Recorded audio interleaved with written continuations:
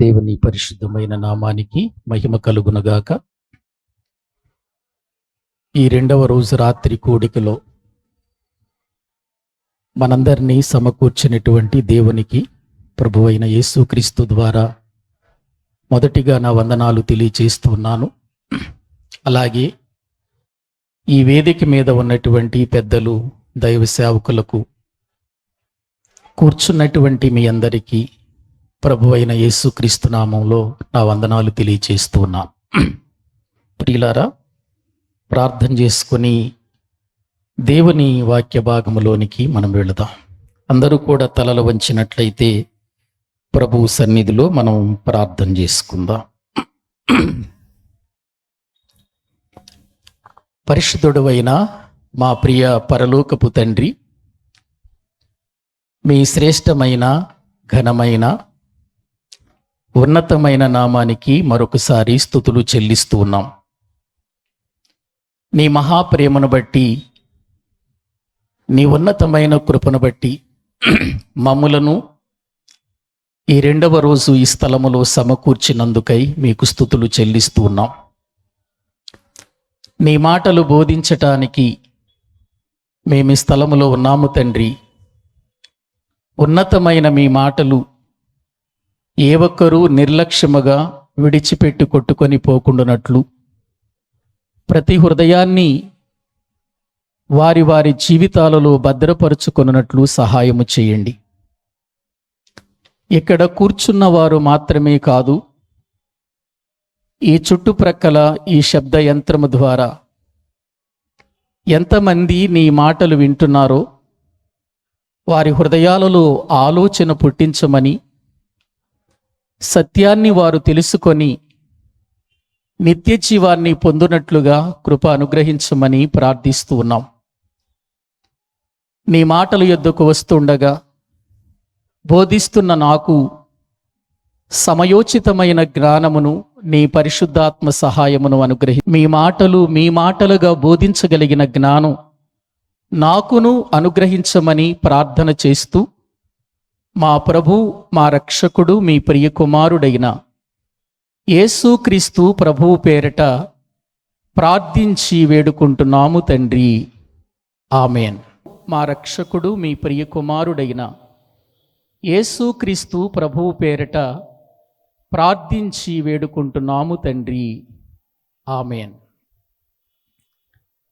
మంచిది. ప్రభునందు ప్రియమైనటువంటి దేవుని వారలారా, దేవుని యొక్క మహా ఉన్నతమైన ప్రేమను బట్టి, ఆయన ఉచితమైన కృపను బట్టి మనందరం ఈ సభలకు ఈ రెండవ రోజు రాత్రి కూడుకొని దేవుని విలువైన మాటలు వినే భాగ్యాన్ని కలిగించినందుకు మనము దేవునికి ఎంతగానో కృతజ్ఞతలు చెల్లించవలసిన వారమై ఉంటున్నాం.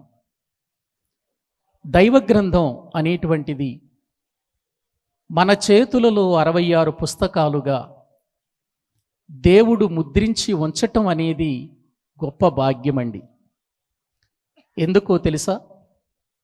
ఒకనాడు మన ముందున్నటువంటి మన పితరులకు ఈ భాగ్యం లేదు. వారి చేతిలో సంపూర్ణ జ్ఞానం లేదు. అయినా వారు భక్తిగా బ్రతికారు, భక్తిగా భయంతో జీవించారు. దేవుని కొరకు వారి ప్రాణాలు సైతం అప్పగించటానికి వెనుకాడలేదు. మరి ఈ రోజున పరిపూర్ణమైన జ్ఞానం దేవుడు మన చేతులలో ఉంచి, మీరు చదవండి, ధ్యానించండి, సత్యాన్ని తెలుసుకోండి అని దేవుడు మన చేతిలో పెట్టిన ఈ గ్రంథాన్ని మనం సరైన విధానంలో ఉపయోగించకపోవటం క్రైస్తవ జీవితంలో చాలా దుఃఖకరమైన విషయం. ఎందుకంటే ఈరోజు బైబిల్ గ్రంథాన్ని క్రైస్తవులుగా వారి చేతిలో ఉంచుకొని కూడా చదవకపోవటం అనేటువంటిది నిజంగా అది ఒక దురదృష్టకరమైనటువంటి సంగతిని నేను మీకు తెలియచేస్తున్నాను. ఎందుకంటే ప్రియులారా, ఈ లోకములో ఎన్నో పుస్తకాలు ఉన్నాయి, ఎన్నో గ్రంథాలు రచించబడ్డాయి, రచించబడుతూనే ఉన్నాయి, రచించబడబోతూ ఉన్నాయి. అయినప్పటికీ దేవుని జ్ఞానం అనేటువంటిది 66 పుస్తకాలలో పరిశుద్ధ గ్రంథంగా దేవుడు మన చేతికి ఇచ్చాడు. ఇది ఇప్పటికీ ఎప్పటికీ కూడా ఉన్నతమైన శిఖరాగ్రాలకు ఎక్కి ఊరేగుతుందే తప్ప ఎక్కడ కూడా ఇది చిన్నబోదు అనే విషయాన్ని మీకు తెలియచేస్తున్నాను. ఎందుకంటే మన చేతిలో ఉన్న ఈ బైబిల్ గ్రంథం అనేటువంటిది ఒక మత పుస్తకం కాదండి. క్రైస్తవులు కూడా చాలామంది దీన్ని ఒక మత పుస్తకంగానే చూస్తున్నారు, మత పుస్తకంగానే దీన్ని ప్రచారం చేస్తున్నారు తప్ప ఈ సృష్టికర్త అయినటువంటి దేవుడు ఉన్నతమైన తన విజ్ఞానాన్ని ఈ గ్రంథంలో ఉంచాడు అని తెలుసుకోకపోవటం నిజంగా కొన్నిసార్లు క్రైస్తవులను చూచినప్పుడు బాధ కలుగుతుందండి. ఎందుకంటే మన చేతిలో ఉంచినటువంటి ఈ గ్రంథం సామాన్యమైన గ్రంథం కాదు. నిజంగా ఇది ఒక 200-250 రూపాయలకు దొరుకుతున్నటువంటి గ్రంథమైనా ఇందులో ఉన్నటువంటి మాటలు మాత్రం మనము దేనితో కూడా సాటి చెయ్యలేము అనే విషయాన్ని మనం తెలుసుకోవాలి.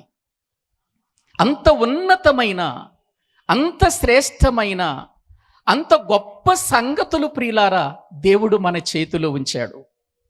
ఒకసారి మన చేతిలో ఉన్న గ్రంథం ఎవరికి తెలియలేదో, ఎవరికి తెలియచేయటానికి దేవుడు ఇష్టపడ్డాడో ఒకసారి మనం ఇందాక చదువుకున్నటువంటి మాటలలో ప్రియులారా ఆ కింద వచనాన్ని మనము చూడగలిగితే ఒకసారి చూడండి. బైబిల్ గ్రంథములో 8వ వచనాన్ని మనము చదువుకుందాం. కొరింథీయులకు రాసినటువంటి మొదటి పత్రిక 2వ అధ్యాయం. ప్రియులారా చూడండి, అక్కడ వ్రాయబడినటువంటి మాటను మీరొక్కసారి గమనించండి. 2వ అధ్యాయము 8వ వచనాన్ని మనము చదువుకుందామండి. 8వ వచనం, కొరింథీయులకు రాసిన మొదటి పత్రిక, కొరింథీయులకు రాసిన మొదటి పత్రిక, దైవ గ్రంథములో నుండి కొరింథీయులకు రాసిన మొదటి పత్రిక 2వ అధ్యాయము 8వ వచనాన్ని ఒకసారి చదవండి. 8వ వచనం, అది లోకాధికారులలో ఎవనికిని తెలియలేదటండి. చూసారా ఎంత అద్భుతమైన మాట. ఎవరికి తెలియలేదు ఈ విషయం? ఏవండి, దైవ గ్రంథములో ఉన్న ఈ విషయం ప్రభువైన యేసుక్రీస్తు వారు ఈ లోకానికి వచ్చి ఆయన చేసిన కార్యాలు, ఆయన చేసిన అద్భుతాలు, ఆయన నోట నుండి వచ్చినటువంటి మహత్తు కలిగినటువంటి ఆ దయగలిగినటువంటి మాటల విషయం ఎవరికి అర్థం కాలేదట? లోకములో ఉన్న వారి అధికారులకు, లోకములో ఉన్న అధికారులకు ఏం కాలేదట? అర్థము కాలేదు. లోకములో ఉన్న అధికారులకు అర్థం కాలేదు. లోకములో ఉన్న అధికారులకు అర్థము కానిది నిజంగా దేవుడు మన చేతిలో పెట్టి అర్థం చేసుకోవటానికి, తెలుసుకోవటానికి పరిశుద్ధాత్మ సహాయాన్ని మనకిచ్చాడు అని అంటే మనం ఎంత గొప్ప భాగ్యవంతులం, ఎంత గొప్పవారమో మనము ఆలోచించాలి. ఎప్పుడు చూసినా క్రైస్తవుల జీవితాలలో కొన్నిసార్లు ఈ మాటలు అనటం నాకు ప్రియులారా ఒక విచిత్రంగా అనిపిస్తుంది. ఏంటో తెలుసా? ప్రార్థన చేసేటప్పుడు కానీ వారు మాట్లాడేటప్పుడు కానీ నేను దిక్కులేని వాడినయ్యా, నేను దరిద్రున్నయ్యా, నేను పేడలో పురుగునయ్యా, నేను మట్టినయ్యా అని వారికి వారే ఎంతగా ప్రియులారా తగ్గించుకున్నట్లుగా ఆ మాటలు మాట్లాడుతూ ఉంటే అసలు మనం ఎంత గొప్ప జ్ఞానులమో అర్థమయ్యిందా వీళ్ళకి? మనం ఎంత గొప్ప స్థితి కలిగిన వారమో, మనం నమ్మిన దేవుడు, మన చేతిలో ఉన్న ఈ పుస్తకం ఎంత గొప్ప దైవ గ్రంథమో, ఎంత విజ్ఞానం ఉందో అర్థమయ్యిందా? కాబట్టి నీ చేతిలో ఉన్నది అది కేవలము ఒక మత గ్రంథం కాదు, మత గ్రంథం కాదు. భూమి మీద మానవుడుగా పుట్టిన ప్రతి వ్యక్తి తెలుసుకోవలసిన అతి ప్రాముఖ్యమైనది ఏదైనా ఉందంటే ఇదిగో బైబిల్ గ్రంథమే, పరిశుద్ధ గ్రంథమే తెలుసుకోవాలి మనం. ఈ పరిశుద్ధ గ్రంథము తెలుసుకుంటే, ఈ పరిశుద్ధ గ్రంథములో ఉన్న విషయాలు నీకు అర్థమైతే ప్రపంచములో ఎక్కడికి వెళ్ళైనా నువ్వు బ్రతకొచ్చు, ఎక్కడికి వెళ్ళైనా సరే దేవుణ్ణి నిరూపణ చేయొచ్చు. ఇది తెలియకపోవటం, కేవలము ఈ బైబిల్ గ్రంథాన్ని ఏదో మన అవసరాల కొరకు వాడుకోవటమే సరిపోతుందండి. బైబిల్ గ్రంథాన్ని ఎందుకు వాడుకుంటున్నారు? రాత్రిపూట పడుకునేటప్పుడు దయ్యాలు రాకుండా ఉండటానికి మంచం ప్రక్కన పెట్టుకోవటానికి ఉపయోగపడుతుంది ఈ రోజున బైబిల్. కడుపు నొప్పి వస్తే కడుపు మీద పెట్టుకోవటానికి, తలనొప్పి వస్తే తల మీద పెట్టుకోవటానికి ఇలా ఉపయోగపడుతుంది తప్ప, ఉపయోగిస్తున్నారు తప్ప అసలు ఆ గ్రంథాన్ని తెరచి అందులో ఉన్నటువంటి గొప్ప సంగతులను ధ్యానించకపోవటం, తెలుసుకోకపోవటం చాలా ప్రియులార బాధాకరమైన విషయం. అందుకే ఈ 2 రోజులు ఈ కూడికలలో ప్రియులారా ఒక గొప్ప అంశాన్ని ఎందుకు ప్రియులార మరి పెట్టవలసి వచ్చింది అని అంటే, తెలుసుకోవాలి, మనం నేర్చుకోవాలి. మన జీవిత కాలం అంతా కూడా ఇదిగో బైబిల్ దగ్గర విద్యార్థులమని, నిత్య విద్యార్థులముగా మనము తెలుసుకున్న వాటిని నిరూపణ చేసుకొని మనము ఈ భూమి మీద ప్రకటించవలసిన వారమై ఉంటున్నాం. అందుకు దేవుడు ప్రియులారా మనలను ఎన్నుకున్నాడు. ఈ యొక్క పుస్తకాన్ని, ఈ గ్రంథాన్ని మన చేతికిచ్చాడు. ఇది మత గ్రంథము కాదని, ఇది భూమి మీద ఉన్న ప్రతి ఒక్కరూ చదవవలసినటువంటి గ్రంథమని నేను మీకు తెలియచేస్తున్నాను. అందుకే చరిత్రకారులకు తెలియని మానవుని చరిత్ర అనేటువంటి ఈ టైటిల్ చూసినప్పుడు కొంతమందికి బాధ కలగొచ్చండి. కొంతమందికి బాధ కలగొచ్చు. ఏంటి, చరిత్రకారులు ఏంటి, వీళ్ళేంటి? చరిత్రకారులకు తెలియని విషయాలు వీళ్ళకు తెలుస్తాయా? చరిత్రకారులకు తెలియనటువంటి సంగతులు వీరు చెబుతారా అనంటే, ప్రియులారా, అదేదో మా జ్ఞానాన్ని బట్టి మేము చెప్పలేం, మాకున్నటువంటి చదువుని బట్టి మేము చెప్పలేం. ప్రియులారా, ఇందులో దేవుడు వ్రాయించాడు గనుక, ఈ పుస్తకాన్ని ధ్యానిస్తున్నాము గనుక, ఇందులో ప్రియులారా ఎన్నో గొప్ప సంగతులు ఉన్నాయి గనుక ప్రియులారా ఈ విషయాలు చెప్పటానికి మేము ఇక్కడ నిలబడి ఉన్నాం. కాబట్టి దేవుని మాటలు వింటున్నటువంటి ప్రియులారా, మనము తెలుసుకోవలసిన విషయం ఎన్నో ఇదిగో ఈ గ్రంథంలో దేవుడు రాసి ఉంచాడు. మానవ జీవితంలో చరిత్రకారులకు తెలియనటువంటి సంగతులు దేవుడు తన గ్రంథంలో వ్రాసి ఉంచాడు. అవి ఎప్పటికీ ఎన్నటికీ తెలియనటువంటి విషయాలు కానీ మిగిలిపోతున్నాయి. కారణం ఏంటో తెలుసా? మనము చరిత్రకారులు అనగాని, సైంటిస్టులు అనగాని ప్రపంచమంతా కూడా వారి మీద ఆధారపడి బ్రతుకుతున్నట్లుగా వెళుతుందే తప్ప, దానికంటే మించినది దేవుని జ్ఞానమని, ఆ జ్ఞానాన్ని దేవుడు పరలోకము నుండి భూమి మీదకు పంపించాడని, అది మన చేతిలో దేవుడు పెట్టాడన్న సంగతి మనం మర్చిపోవటం ప్రియులారా నిజంగా ఎంత దుఃఖకరమైన విషయమో మనం ఆలోచించాలి. అందుకే గత రాత్రి వేళ ఎన్నో సంగతులు విన్నాం. ప్రియులారా, ఈరోజు కూడా మరి కొన్ని గొప్ప సంగతులు మనము తెలుసుకోవటానికి ఇష్టపడదాం. అసలు మానవ జీవిత చరిత్ర ఇది ఎవరికి తెలుసు? మనిషి చదువుతూ తన జీవితంలో ఒక గొప్ప జ్ఞానిగా ప్రియులారా తన జీవితాన్ని కొనసాగిస్తున్నాడు. తన కొనసాగింపులో అతడు ఒక దోమ గురించి మాట్లాడుకుంటున్నాడు, తెలుసుకుంటున్నాడు. ఒక ఏగను గురించి తెలుసుకుంటున్నాడు, దాని గురించి మాట్లాడుకుంటున్నాడు. ప్రియులారా, ఒక కప్పను గురించి తెలుసుకుంటున్నాడు, దాని గురించి మాట్లాడుకుంటున్నాడు. ఒక చెట్టు గురించి తెలుసుకుంటున్నాడు, దాని గురించి మాట్లాడుకుంటున్నాడు. కానీ నీవు నేను ఎంత ఉన్నతమైన వారమో మన చరిత్ర మనకు అర్థం కావాలి అని అంటే, ఈ చరిత్ర ఎక్కడ దొరుకుతుందని వెతికి తెలుసుకోవలసిన మనిషి తన జీవితంలో ఏదో ప్రియులారా తన గురించి తాను విచారమైనటువంటి బ్రతుకుతో కొనసాగుతూ వెళ్ళిపోతున్నాడు. పుడుతున్నాము, బ్రతుకుతున్నాము, చనిపోతున్నాము అని ఒక ఆలోచనతోనే వెళ్ళిపోతున్నాడు. కానీ ఈ చావు బ్రతుకుల మధ్యలో, ఈ యొక్క పుట్టుక, ఈ యొక్క మరణం మధ్యలో మన జీవితం ఏంటి? దేవుడు ఎందుకు ఈ జీవితాన్ని ఇచ్చాడు? ఈ బ్రతుకును ఎందుకు ఇచ్చాడు? ఈ బ్రతుకును ఎందుకు బ్రతకమనిచ్చాడు? ఈ సంగతులు ఎవరు ఆలోచించట్లేదు. అసలు నేను పుట్టటంలో కారణం ఏంటి? నేను ఎందుకు పుట్టాను? నా పుట్టుకకు కారణం ఏంటి? దీని వెనుక కర్త ఎవరు అనే సంగతులు మనము తెలుసుకోకపోవటం చాలా విషయాలు ప్రియులారా విచారకరమైన విషయం. అందుకే దైవ గ్రంథములో నుండి రాత్రి కొన్ని సంగతులు చెప్పాను. ప్రియులారా, మనుషుడు కోతి నుండి వచ్చాడు అనేటువంటి విషయం డార్విన్ గారు చెప్పినటువంటి సిద్ధాంతం, అలాగే చైనా ప్రియులారా సైంటిస్టులు చెప్పినటువంటి సంగతులు, వారు చేప నుండి మనిషి వచ్చాడు అనేటువంటి విషయాలు మనం నేర్చుకున్నాం, తెలుసుకున్నాం. కానీ అసలు మనిషి ఎక్కడ నుండి వచ్చాడు, ఏంటి అనేటువంటిది నేటికి కూడా పరిశీలన జరుగుతుంది. ఇంకా అది ఆగిపోలేదండి, ఆగిపోలేదు. మనిషి ఎక్కడి నుండి వచ్చాడు అని తెలుసుకోవటం కోసం మనిషి ఎన్ని ప్రయత్నాలు చేస్తున్నాడో, ఎన్ని కోట్లు డాలర్లు ఖర్చు పెడుతున్నాడో అర్థం కానిటువంటి విషయం అది.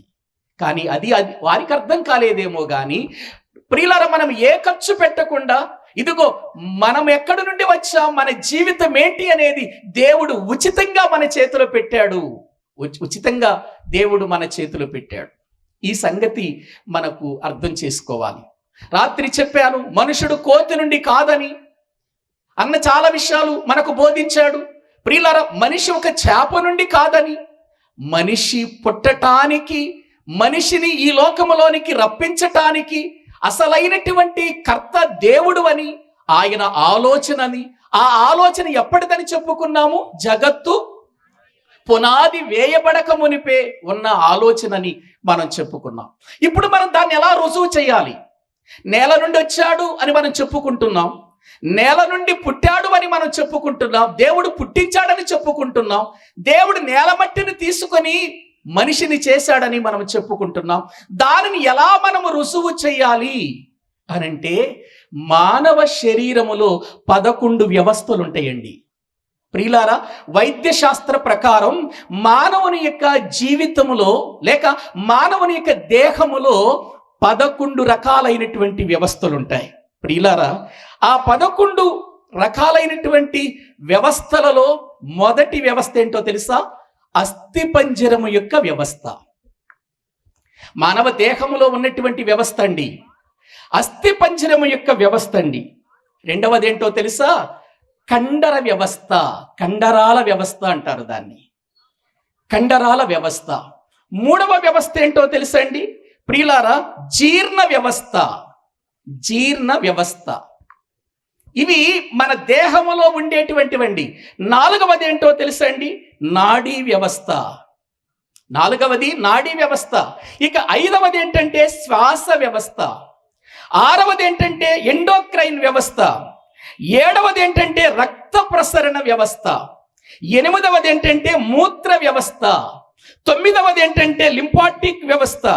10వది ఏంటంటే ప్రత్యుత్పత్తి వ్యవస్థ. 11వది ఏంటంటే ఇంటుగుమెంటరీ వ్యవస్థ. ఇది మానవ దేహములో ఉండేటువంటి వ్యవస్థలండి ఇవి. ఈ 11 వ్యవస్థలు మనిషి దేహానికి సంబంధించినటువంటి వ్యవస్థలు. ప్రియులారా, ఆలోచించండి. వీటన్నిటినీ ఒక్కొక్కటి గురించి చెప్పుకోవటానికి మనకు టైం లేదు, కానీ ఈ 11 వ్యవస్థలు మన దేహమంతా కూడా పనిచేస్తున్నాయి. మన దేహమంతా పనిచేస్తున్నాయి. ప్రియులారా, ఈ పని చేస్తున్నటువంటి ఈ దేహములో ఎన్నో రకాలైన మూలకాలు ఉన్నాయండి. ఎన్నో రకాలైన మూలకాలు ఉన్నాయి. మ్యాంగనీస్ అని, ఐరన్ అని, ప్రియులారా మరి అనేక రకాలైనటువంటి ప్రియులారా కొన్ని విధాలైన మూలకాలు మనలో కనబడుతున్నాయి, మనలో కనబడుతున్నాయి. ఈ యొక్క మూలకాలు మన దేహములో ఉన్నాయి అనంటే అవి నేలలో కూడా ఉండాలి కదా, అవి నేలలో కూడా ఉండాలి. ఎందుకంటే దేవుడు మనిషిని దేంతో చేశాడు? నేల మట్టితో చేశాడు అని మనం చూస్తున్నాం. ఒకసారి మళ్ళీ చదవండి ఆ మాటలు బైబిల్ గ్రంథములో మనము చూస్తే. ప్రియులారా, ఆదికాండము 2వ అధ్యాయము 7వ వచనాన్ని చదువుకుందాం. ఆదికాండము 2వ అధ్యాయము 7వ వచనం. దేవుడైన యెహోవా నేల మట్టితో నరుని నిర్మించి వాని నాసికా రంధ్రములలో జీవవాయువును ఊదగా నరుడు జీవాత్మ ఆయను. చాలండి. దేవుడు మనిషిని దేనితో నిర్మించాడట? నేల మట్టితో. 3వ అధ్యాయములో మరొక వచనం చదవండి. వాక్యములో మనము చూస్తే 3వ అధ్యాయము 19వ వచనం కూడా చదవండి. 3వ అధ్యాయము 19వ వచనం. నీవు నేలకు తిరిగి చేరు వరకు ఆహారము తిందువు. నేల నుండి నీవు తీయబడితివి. నేల నుండి నీవు తీయబడితివి. ఎక్కడి నుంచి తీయబడ్డాడు మనిషి? నేల నుండి. కోతిలో నుండి కాదండి, చేపలో నుండి కాదండి, నాచులో నుండి కాదండి. ఇంకా ఇంకా శాస్త్రవేత్తలు పరిశీలన చేస్తూ ఉండనివ్వండి, చివరికి ఇది ఒప్పుకొని తీరాలండి. ఇది ఒప్పుకొని తీరాలి. ఈ మధ్య కాలంలోనండి సైంటిస్టులు చెప్పిన విషయం ఏంటో తెలుసా? ఈ మధ్య కాలంలో మనుషుని యొక్క ప్రారంభం ఒక తల్లి అని చెప్పారు. మనుషుని యొక్క ప్రారంభం ఒక తల్లి అని చెప్పారు ప్రియులారా. ఇప్పటి వరకు రకరకాలుగా మాట్లాడుకునేటువంటి మాట, ఎప్పటికైనానండి బైబిల్ గ్రంథములో దగ్గరకు రావాలండి ప్రతి మనిషి. ఎంతటి వేద ప్రియులర వేదము తెలిసిన వాడైనా, పండితుడైనా, జ్ఞాని అయినా ప్రతి ఒక్కరూ కూడా బైబిల్కు ప్రియులర దగ్గరకు వచ్చేయాలండి.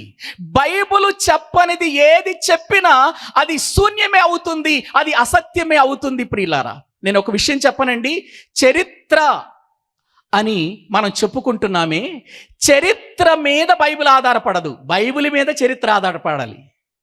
బైబిల్ మీద చరిత్ర ఆధారపడాలి. బైబిల్ చెప్పనిది చరిత్ర చెప్పిందంటే అది అబద్ధం. బైబిల్ చెప్పనిది చరిత్ర చెప్పిందంటే అది అబద్ధం. ప్రియులారా, హెరిటోడోటస్ అనేటువంటి వ్యక్తి కదండి ఈ చరిత్రకు పితామహుడు. ఏవండి, పితామహుడు కదా ఆయన.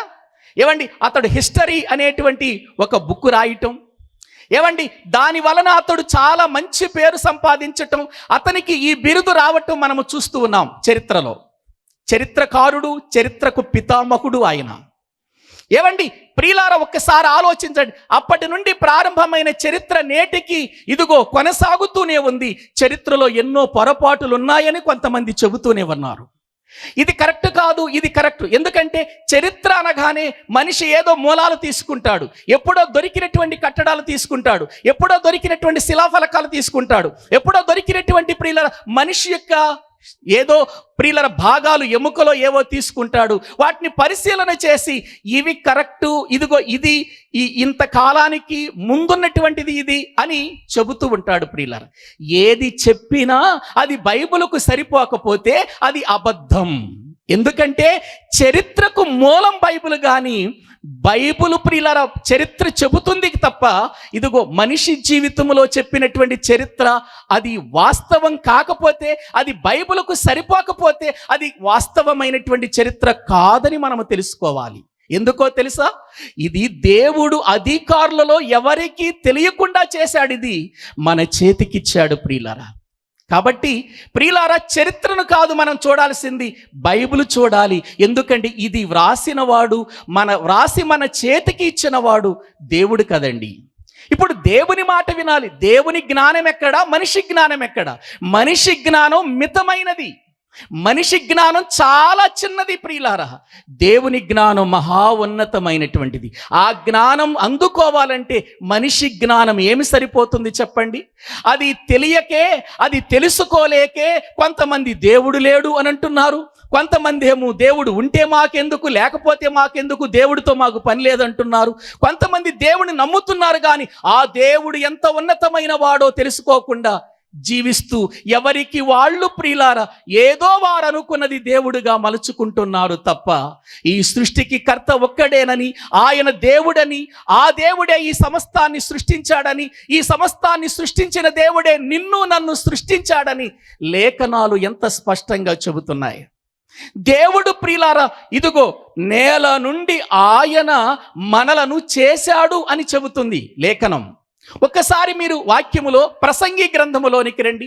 ప్రసంగి గ్రంథం 12వ అధ్యాయం, ప్రసంగి గ్రంథం 12వ అధ్యాయం 7వ వచనం చదవండి. 7వ వచనం, మన్నయినది వెనుకటి వలెనే మరలా భూమికి చేరును. మన్నయినది ఏంటది? మన్నయినది ఏంటి? మన్నయినది మనమేనండి. మనం మట్టివారమండి. మనము మంటివారమని ఆయన మనలను జ్ఞాపకము చేసుకుంటున్నాడు. మనము మంటివారం.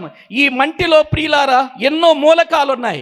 మ్యాంగనీస్ ఉంది, ఆక్సిజన్ ఉంది, బోరాన్ ఉంది, హైడ్రోజన్ ఉంది, క్రోమియం ఉంది, నైట్రోజన్ ఉంది, కోబాల్ట్ ఉంది, కాల్షియం ఉంది, కాఫర్ ఉంది, ఫాస్ఫరస్ ఉంది, ఫ్లోరిన్ ఉంది, పొటాషియం ఉంది, ఐరన్ ఉంది, సల్ఫర్ ఉంది. అనేక రకాలైనటువంటివి ప్రియులారా ఇదిగో ఈ నేలలో ఉన్నాయి. ఆ నేలలో ఉన్నవే మనలో కూడా ఉన్నాయి. మనలో ఉన్నవే నేలలో ఉన్నాయంటే, నేలలో ఉన్నవే మన దేహములో ఉన్నాయంటే, ఇప్పుడు మనము దేవుని వాక్య ప్రకారము మట్టి నుండి తీయబడిన వారమా కాదా? ఏవండి, దేవుడు చెప్పిన మాట ఎంత వాస్తవమో మనం అర్థం చేసుకోవాలి. మంటి నుండి తీయబడిన వారం మనం. నేను ఒక విషయాన్ని చెప్పనండి. ఒక కొండను ప్రియుల కొండను గురించి తెలుసుకోవాలి అని అంటే మనము కొమ్మరి దగ్గరికి వెళితే ఆ కొండ యొక్క విధానం ఏంటో మనకు తెలుస్తుంది. దాన్ని ఎలా తయారు చేస్తాడో తెలుస్తుంది. ఒక టీవీని గురించి తెలుసుకోవాలంటే ఆ టీవీని గురించి తెలిసిన వ్యక్తి దగ్గరికి వెళితే, తయారు చేసిన వ్యక్తి దగ్గరికి వెళితేనే ఆ టీవీని గుర్చినటువంటి విషయాలు మనకు చెబుతాడు ప్రియులారా. మరి ఇప్పుడు మనిషిని గురించి తెలుసుకోవాలి అని అంటే మనిషిని చేసిన వారి దగ్గరికే వెళ్ళాలి. ఎవరి దగ్గరికి పెడితే వాళ్ళ దగ్గరికి వెళితే చెప్పనిది. ఒక కొండను చేసిన వారి దగ్గరికి వెళితే కొండ విషయం తెలిస్తే, ఒక టీవీ ప్రియులను చేసిన వారి టీవీ గురించి తెలుసుకోవాలంటే టీవీ చేసిన వారి దగ్గరికి వెళితే తెలిస్తే, ఏవండి ఈ రోజున మనం ఆలోచించాలి.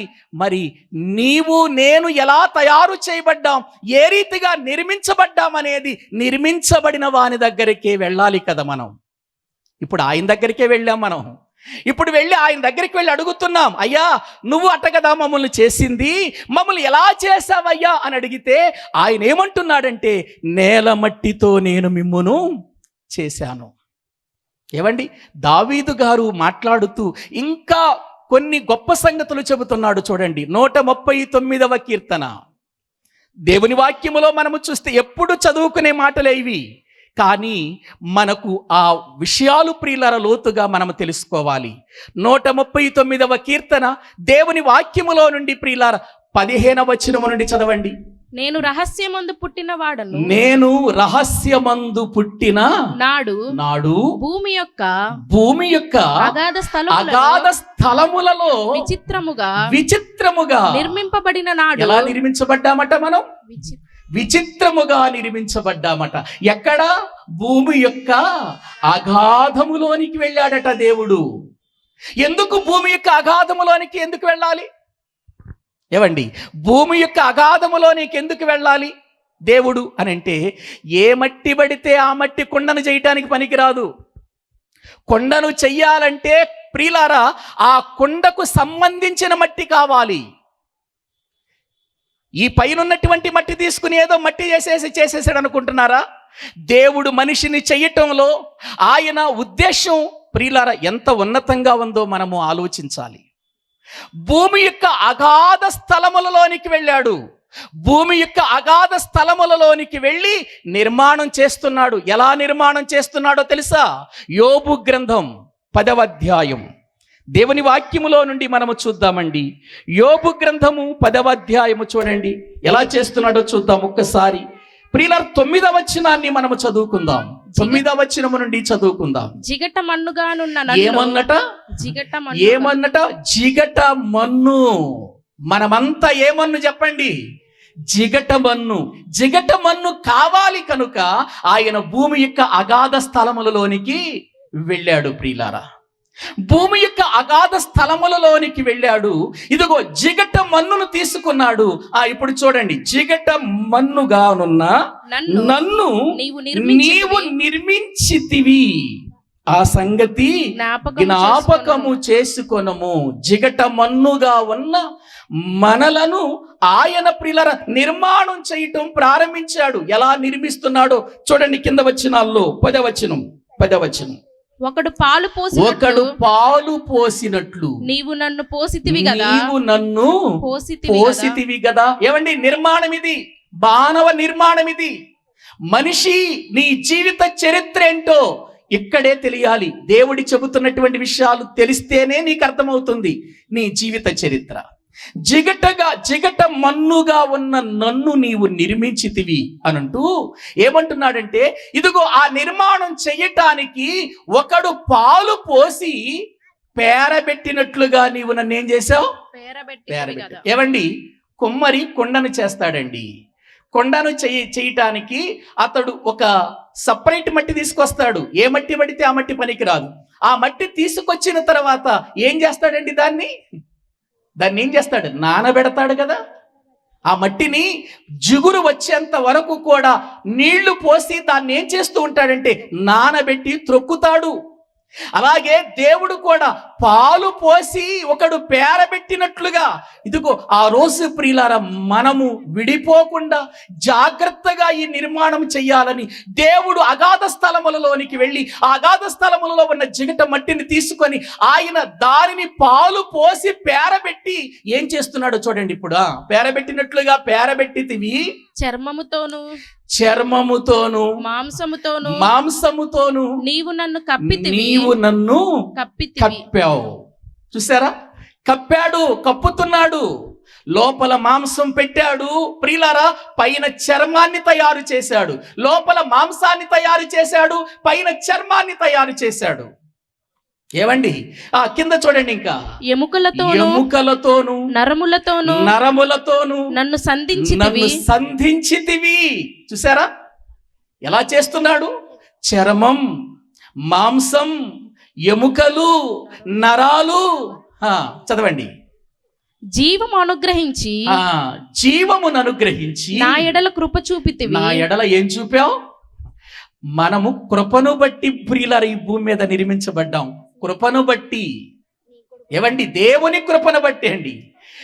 కయ్యూను పుట్టినప్పుడు అండి, మొదటి ప్రియులారా దంపతులైనటువంటి ఆదామవ్వకు కయ్యూను పుట్టినప్పుడు, కయ్యూను పుట్టిన తరువాత హవ్వ ఆ కయ్యూనును చూసి ఆ కయ్యూనును పట్టుకొని ఏం మాట్లాడిందో తెలుసా? 4వ అధ్యాయం 1వ వచనంలో, ఆదికాండం 4వ అధ్యాయం 1వ వచనం చదవండి.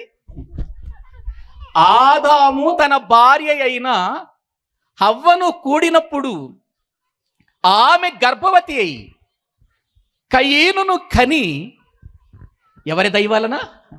యెహోవా దయ వలన నేనొక కుమారుని సంపాదించుకున్నాను. ఎవరి దయ? నా భర్త దయ ఆనందా? లేకపోతే నా దయ ఆనందా? లేదండి. ఆమెకు తెలుసండి కయ్యూను ఎలా పుట్టాడో ఆమెకు తెలుసు, ఎలా ఈ భూమి మీదకి విచ్చేశాడో ఆమెకు తెలుసు. ఇది ఎవరి దయ అని అంటుంది ఆమె? యెహోవా దయ వలన నేను ఒక కుమారుని సంపాదించుకున్నా. ఇప్పుడు నేను చెబుతాను, మనందరము ఎవరి దయ వలన వచ్చాము ఈ లోకానికి? మనందరము ఎవరి వలన వచ్చాం? దేవుని దయ వలన వచ్చాం. దేవుని దయ వలన పుట్టాం మనందరము. ప్రియులారా, ఎంత నిర్మాణం జరిగితేనండి, ఇంత నిర్మాణం దేవుడు చేస్తే ప్రియులారా, ఏదో తెలిసి తెలియనటువంటి జ్ఞానాన్ని చేత పట్టుకొని మేము జ్ఞానవంతులమని చెప్పేసి కోతిలో నుండి మనిషి వచ్చాడంటారేంటి? కోతిలోంచి మనిషి వచ్చాడంటారేంటండి? దేవుడేమో నిన్ను చెయ్యటానికి జగత్తు పునాది వేయబడక మునిపి నేను ప్రణాళిక వేసుకున్నాను నాయన, ఆ ప్రణాళికను చెయ్యటానికే ముందు సృష్టిని చేశాను. ఈ సృష్టిలో నువ్వు బ్రతకాలి గనుక నీకు అవసరమైనవన్నీ ముందు చేసి తర్వాత నిన్ను నేను చేశాను అని దేవుడు చెబుతుంటే ఈ విషయాన్ని మనుషుడు మర్చిపోయి ప్రియులారా జంతువుతో పోల్చేసుకుంటున్నాడు.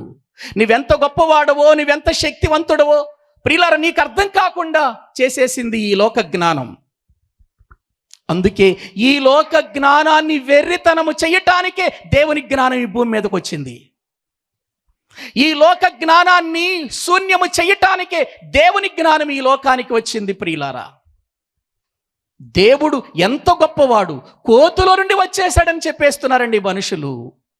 ఎంత విచారకరమైన విషయం. నేటికి ఆ పాఠాలు చదువుకుంటూనే ఉన్నారు. ప్రియులారా, నేను ఒక విషయం చెప్పనండి.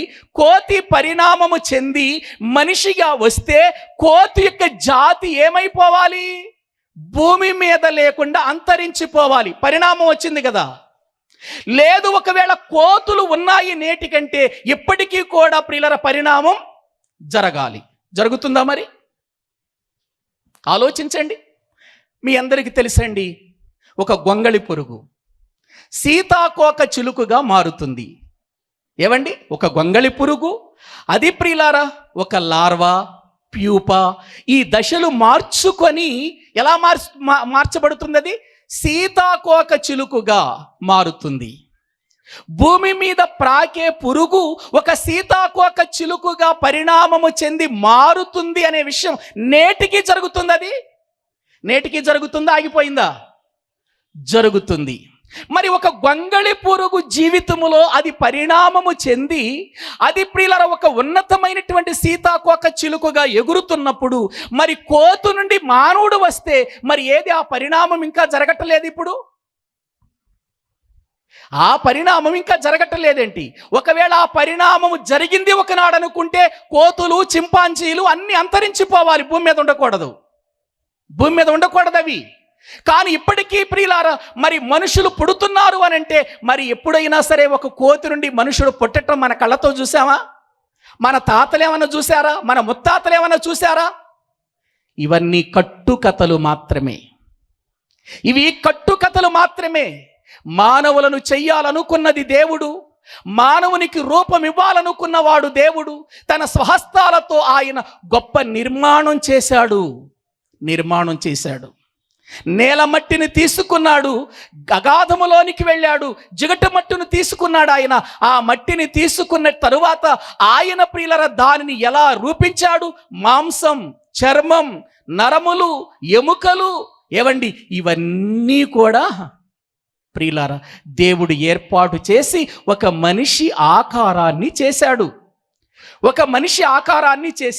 ఇప్పుడు ఈ ఆకారము చేసిన తర్వాత ఈ ఆకారం ఇప్పుడు జీవించాలి, నడవాలి, మాట్లాడాలి, చలించాలి. ఇది మరి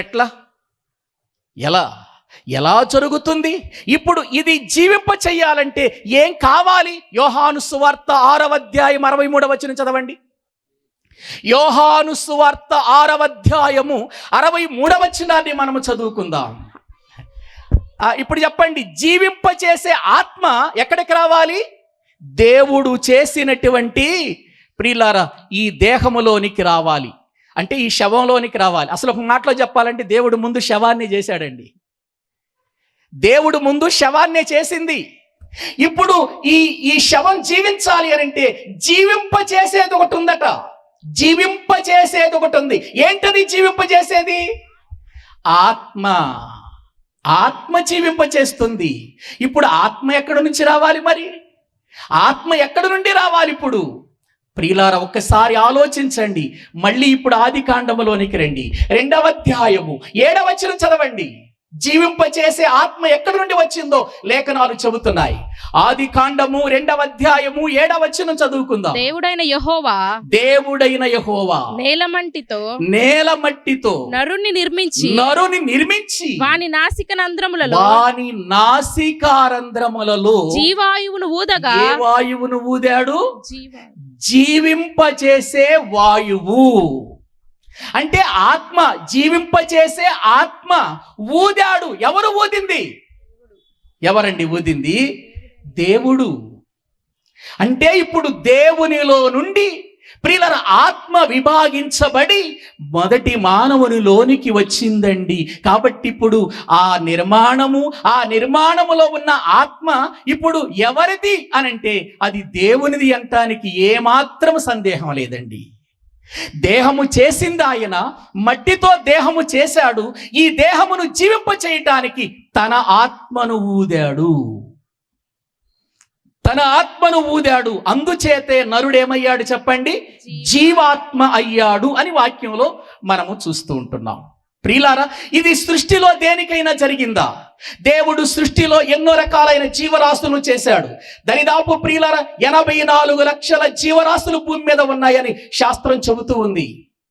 ఇన్ని జీవరాశులను చేశాడు, ఈ భూమిని చేశాడు, ఆకాశమును చేశాడు, నక్షత్రాలను చేశాడు, సూర్యుడు, చంద్రుడు, నవగ్రహాలను చేశాడు ఆయన. ప్రియులారా ఇన్ని చేసినటువంటి సమయంలో ఎక్కడైనా ఎప్పుడైనా ఇటువంటి ప్రక్రియ దేవుడు చేశాడా? తన చేతులతో మట్టిని తీసుకోవటం, ఒక చంద్రుని చేయటం గాని, తన చేతులతో మట్టిని తీసుకొని ప్రియులార జీవరాశులను చేయటం గాని ఎక్కడైనా జరిగిందా? లేదండి. అవి కలుగునుగాక అంటే కలిగాయి, కానీ మనుషుడు కలుగునుగాకంటే కలిగిన వాడు కాదండి. ఎందుకో తెలుసా?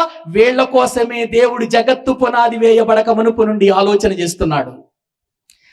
నాతో నా పిల్లలు సహవాసం చేయాలి, వారితో నేను, నాతో వారు ఈ లోకములో ఒక ఉన్నతమైనటువంటి స్థానాన్ని నిలబెట్టాలనుకున్నాడు తండ్రి. తండ్రి నిలబెట్టాలి అనుకున్నాడు కాబట్టే ఇప్పుడు ఆయన స్వహస్తాలతో చేశాడు మనుషులను.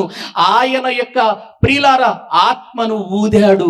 ఇప్పుడు మనమందరము ఎవరిలో నుండి వచ్చిన వారము అంటే దేవునిలో నుండి వచ్చిన వారం. 100వ కీర్తన బైబిల్ గ్రంథాన్ని చూడండి ఒకసారి. కీర్తనల గ్రంథం 100వ కీర్తన 2వ వచనము చదవండి. 2వ వచనం మొదటి వచనము నుండి కూడా చదవండి, మనకు అర్థమవుతుంది. 100వ కీర్తన మొదటి వచనం.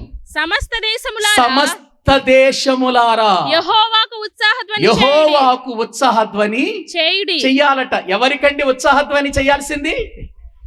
డార్విన్ గారికా? ఎవరికి మరి? చైనా శాస్త్రవేత్తలకా? ఎవరికి మనం ఉత్సాహగానం చేయాల్సింది? యెహోవాకు. ఎవరు చేయాలండి? ఒక భారతదేశంలో ఉన్న వాళ్ళేనా? లేదు ప్రియులారా, ఒక అమెరికాలో ఉన్న వాళ్ళేనా? లేదండి, సమస్త దేశములారా అన్నాడు. చూడండి అక్కడ. ఏవండి, సమస్త దేశాలు అన్నాడా లేకపోతే కేవలం అమెరికా అన్నాడా, భారతదేశం అన్నాడా? ఏమన్నాడండి అక్కడ? సమస్త దేశములారా అని అన్నాడు. ప్రియులారా, ఇప్పుడు దేవుడు సమస్త దేశాలకు దేవుడా లేకపోతే ఎవరికో కొంతమందికి దేవుడా? ఎవరికి దేవుడు? యేసు ప్రభువారు అనగానే ఈ రోజున ప్రియులారా భారతదేశంలో ఎవరు పుట్టించారో గాని ప్రియులారా అది నేటికి వ్యాప్తి చెందుతుందండి. ఒక చీడ పురుగులాగా వ్యాప్తి చెందుతుంది. యేసు క్రీస్తు మన దేవుడు కాదు, ఆయన అమెరికా దేవుడు. అమెరికా దేవుడు అని అంటున్నారు. నేను ఒక విషయం చెప్పనా? అమెరికా దేశానికంటే మన దేశం ముందుంది ప్రియులారా. అమెరికా దేశం కంటే మన దేశం ముందుంది ప్రియులారా. బైబిల్ గ్రంథములో అమెరికా దేశాన్ని గురించి లేదు, మన దేశము గురించి వ్రాయబడింది బైబిల్లో. మన దేశాన్ని పరిపాలించినటువంటి అహష్వేరోషు కాలం మనకు కనబడుతుంది చరిత్రలో. ప్రియులారా, దేవుడు అనగానే ఆయన ఎవరికో ఒకరికి దేవుడు కాదు. దేవుడు అంటే సమస్తాన్ని కలిగించిన వాడే దేవుడు అవుతాడు. సమస్తానికి సృష్టికర్తే దేవుడు అవుతాడు. నీవు నేను అనుకున్నట్లుగా నీ ఆలోచన నా ఆలోచన ప్రకారం దేవుడు ఉండడు. దేవుడు ఎవరో వెతకాలి. రాత్రి అన్నయ్య చూపించాడు మీకు వాక్యాన్ని. యావత్ భూమి మీద కాపురం ఉండుటకు ప్రియులారా ఒకనిని ఒకడు దేవుణ్ణి ఏం చేయాలట? వెదకులాడి కనుగొంటారేమో. ప్రియులారా ఒక్కసారి ఆలోచించండి. ప్రతి జాతి మనుషులను ఎందుకు సృష్టించాడు అంటే నిన్ను సృష్టించిన వాడు ఎవరో నీకు తెలియాలి. నిన్ను సృష్టించిన ప్రియులారా దేవుడు ఎక్కడున్నాడో వెదకాలి. నువ్వు అంత తేలిగ్గా దొరకడు నీకు ఆయన. మరి దొరకాలంటే ఏం చెయ్యాలంటే ఈ సృష్టిలో ఉన్న వాటిని చూడమన్నాడు, పరిశీలన చేయమన్నాడు. రోమీలకు రాసినటువంటి పత్రికలో ప్రియులారా సమస్త దేశములారా 100వ కీర్తనలో సమస్త దేశములారా యెహోవాను గురించి ఉత్సాహధ్వని చేయుడి. ఎందుకు చెయ్యాలి ఉత్సాహధ్వని? చదవండి. సంతోషముతో యెహోవాను సేవించుడి, ఉత్సాహగానము చేయుచు ఆయన సన్నిధికి రావాలి. ఉత్సాహంతో ఆయన సన్నిధికి రావాలి. ఎందుకంటే యెహోవాయే దేవుడని తెలుసుకొనుడి, ఆయనే మనలను ఏమండి ఆయన మనలను పుట్టించనుందా? ఆయనే మనలను పుట్టించనుందా? ఆయనే అంటే ఆయనే మనల్ని పుట్టించాడంటే అర్థం ఏంటి? ఇంకెవరు లేరనే కదండి. మన పుట్టించింది ఆయన మాత్రమే. ఆయన తప్ప ఇంకెవరు లేరు. ఆయనే. ప్రియులారా ఎంత అద్భుతంగా దేవుడు తన గ్రంథంలో రాయించాడు. ప్రతి సమయంలో చదువుకునే వచనాలు ఇవన్నీ. మనం ఎప్పుడు మనకు ప్రియులారా కంఠతంగా వచ్చిన వచనాలు ఇవి. కానీ ఆ వచనాలలో ఉన్నటువంటి భావాన్ని మనం అర్థం చేసుకోకపోవటం. ఆయనే మనలను ప్రియులారా పుట్టించెను. ప్రియులారా పుట్టించిన దగ్గర పుట్టుట్లే ఉంది చూడండి. మనలను మనమే సృజించుకొనలేదు. మనలను మనమే ఏం చేయలేదండి? సృజించుకోలేదు. మనల్ని పుట్టించిన ఒక ఆయన ఉన్నాడు. ఆయనే యెహోవా, ఆయనే మన తండ్రి. అందుకే ఆ తండ్రి సన్నిధికి సంతోషంతో రండి. మనల్ని పుట్టించాడు కాబట్టి ఆయనే మనలను పుట్టించెను. మనము ఆయన వారము. ఎవరి వారం అండి? ఇప్పుడు మనం చెప్పండి. మనము దేవుని వారం అండి. ఎందుకు దేవుని వారం? ఆయన స్వహస్తాలతో మనల్ని చేశాడు. ఆయన ఆత్మ మనలో ప్రియులారా ఊదాడు. మనం ఆయనకు సంబంధించిన వాళ్ళం, మనం కోతికి సంబంధించిన వాళ్ళం కాదు, మనం మరొక జంతువుకి మరొక క్రూర మృగాలకు సంబంధించిన వాళ్ళం కాదు, మనం దేవునికి సంబంధించిన వారం. మనం ఆయనే మనలను పుట్టించను, మనము సృజించుకోలేదు. ఆయనే మనము ఆయన వారము అని అన్నాడు. ఏమండి, కొన్నిసార్లు వివాహమైన తర్వాత భార్యాభర్తలుగా వారి దాంపత్య జీవితాన్ని కొనసాగిస్తున్నప్పుడు ప్రియులారా, మరి స్త్రీ యొక్క బంధువులు వచ్చారనుకోండి, ఎవరన్నా బంధువులు వచ్చారనుకోండి, ఎవరమ్మా వచ్చిందని ఎవరన్నా అడిగారనుకోండి, ఏం చెబుతుంది? మా వాళ్ళు వచ్చారండి, మా వారు వచ్చారండి అని అంటది. ప్రియులారా, ఒకసారి ఆలోచించండి, వీళ్ళంతా మా వాళ్ళేనండి, వీళ్ళంతా మా వాళ్ళేనండి ఎందుకంటుంది? వాళ్ళంతా రక్త సంబంధికులు. ఒకవేళ ఈయన తరపు వాళ్ళు వచ్చారనుకోండి, భర్త తరపు వాళ్ళు వచ్చారనుకోండి, భర్త ఏమంటాడు? వీళ్ళంతా నా వాళ్ళు అని అంటారు. ఇక్కడే భార్యాభర్తలకు చాలాసార్లు గొడవలు వచ్చేస్తున్నాయి. మీ వాళ్ళు వస్తేనేమో, మా వాళ్ళు వస్తేనేమో పప్పుచారు వండావు, మీ వాళ్ళు వస్తేనేమో కోడిని కోసావు, చూసావా నీలో ఎంత స్వార్థం ఉందో అని అంటూ ఉంటారు కదా కొన్నిసార్లు కదా. మీ వాళ్ళు వస్తేనేమో సెలవు పెట్టి ఇంటి దగ్గర ఉన్నావు, ఇదిగో వాళ్ళకి ఎన్నో పరిచర్యలు చేసావు, మా వాళ్ళు వస్తున్నారంటే నేమో ఇంట్లో లేకుండా వెళ్ళిపోయావు నీవు, మా వాళ్ళంటే నీకు ప్రేమ లేదు. ఎన్ని గొడవలు అయిపోతానండి భార్యాభర్తల మధ్యలో.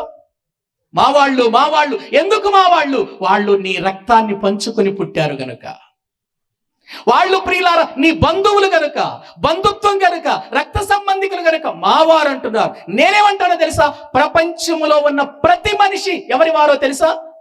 దేవుని వాడు. దేవుని వారం మనమంతా. ఎందుకు దేవుని వారమయ్యాం? దేహము ఆయన చేతులతో చేశాడు. ఆ దేహమును జీవింప చేయటానికి ఆయనలో ఉన్న ఆత్మ మనలోనికి వచ్చింది. అందుకే నరుని ఆత్మ యెహోవా పెట్టిన దీపం. ఏవండి, ఇంత ఉన్నతమైన జ్ఞానం ప్రియులారా దేవుడు తన గ్రంథంలో రాసి ఇచ్చి, నిన్ను నేనే పుట్టించాను, నీకు నీవు చేసుకోలేదు, మీరంతా నా వారు అని అంటున్నాడు. ఇప్పుడు మరి ఆయన వారంతా ఆయన దగ్గరకు రమ్మని పిలవటంలో తప్పే ఉందా? మరి ఇదేంటి మత ప్రచారం అంటారు? మత ప్రచారం అంటారేంటండి?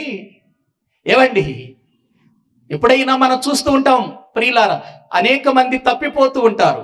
తప్పిపోయినప్పుడు వారి ఫోటో వేసి, ఇదిగో ఈ అబ్బాయి కనబడటం లేదు, లేకపోతే ఈ అమ్మాయి కనబడటం లేదు, వీళ్ళ అడ్రస్, వీళ్ళు ఎక్కడైనా కనబడితే ఇదిగో మాకు ఫోన్ చేయండి అని ఫోన్ నెంబర్ వేసి వాళ్ళ అడ్రస్ ఇస్తారు.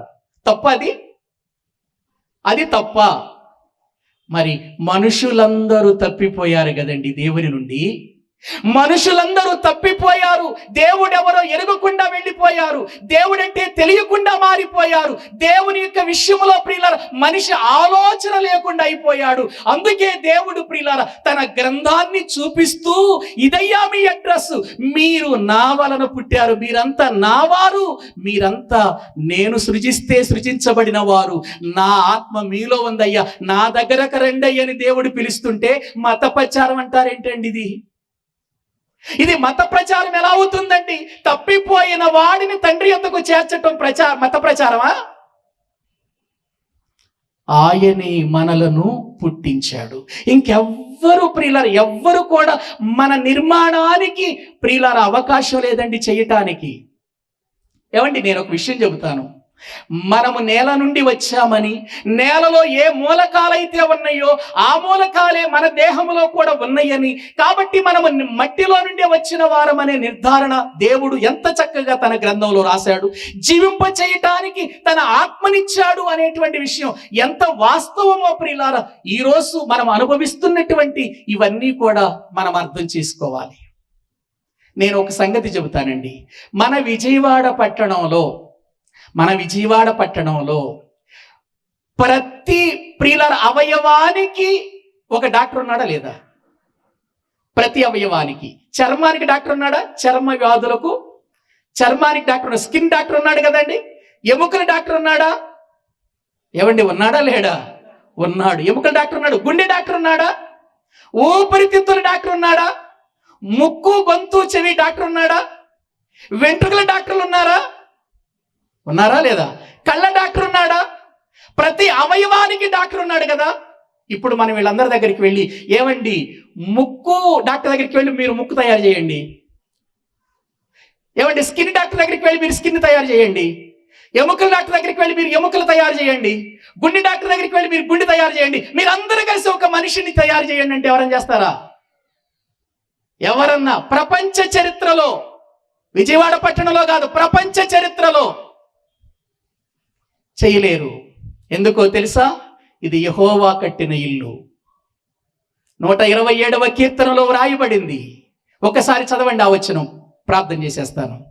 127వ కీర్తన మొదటి వచనం చదవండి. యెహోవా ఇల్లు కట్టించని ఎడల. ఈ వచనం ఎక్కడ చదువుతామండి మనం? ఈ వచనాన్ని ఎక్కడ చదువుతాం మనం చెప్పండి?